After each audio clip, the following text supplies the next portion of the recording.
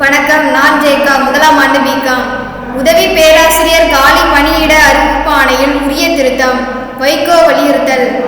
சென்னை மதிமுக பொதுச் செயலாளர் வைகோ நேற்று வெளியிட்டுள்ள அறிக்கை: அரசு கலை மற்றும் அறிவியல் கல்லூரிகள் மற்றும் கல்வியியல் கல்லூரிகளின் உதவி பேராசிரியர்கள் 2708 காலி பணியிடங்களை நிரப்ப தமிழ்நாடு அரசு ஆசிரியர் தேர்வு வாரியம் 16/10/2025 அன்று எழுத்து தேர்வு மற்றும் நேர்முக தேர்வு நடத்துவதற்கு புதிய அறிவிப்பு ஆணை வெளியிட்டுள்ளது.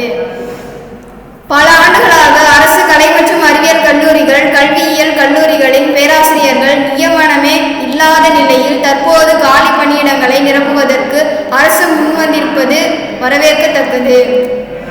ஆனால் புதிய அறிவிப்பாணையில் இடம்பெற்றுள்ள விதிமுறைகள் விண்ணப்பிக்க காத்திருக்கும் தகுதி உள்ளவர்கள் கடும் நெருக்கடிகளை சந்திக்க வேண்டியதாக இருக்கிறது.